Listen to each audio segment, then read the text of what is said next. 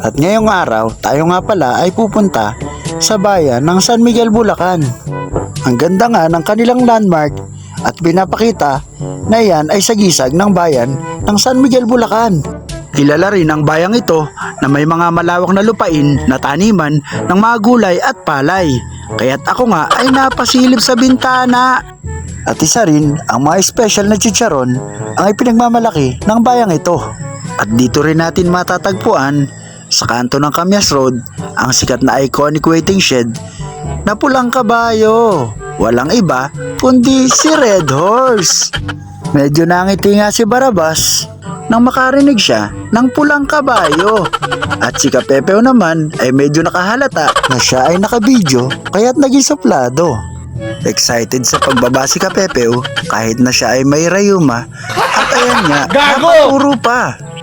Dahil nga sa haba ng biyahe, medyo nangawit si Barabas at nangalay ang kanyang paa. Siyempre, to the rescue si Super Peo at tinalalayan siya. Gago!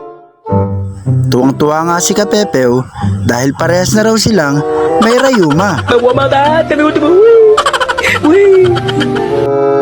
Siyempre, di din mawawala si Bass Venture.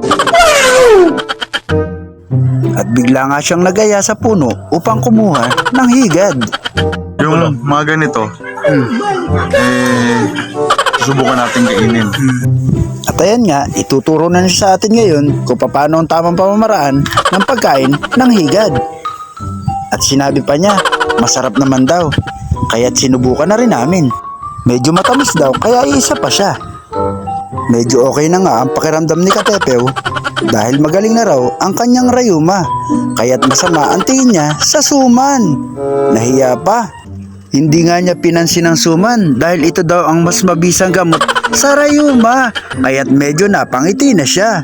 At ayan nga, nagbukas na siya ng isa dahil sumusumpong na naman daw ang kanyang rayuma at ito lang daw ang mabisang gamot sa kanyang rayuma. At ito naman ang epekto ng pagkain kanina ng higad ni Bass Venture. Kapag daw sisipsipin mo ang beer ganito, kailangan with feelings. Si Barabas naman, naloko na. Yung beer, ginawa ng kape at hinihipan pa.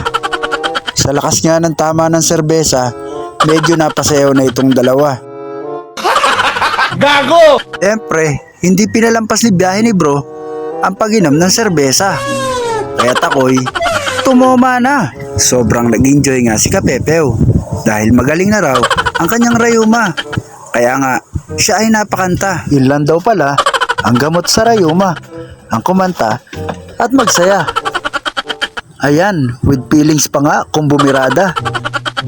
Nag-enjoy na nga at itinodo pa.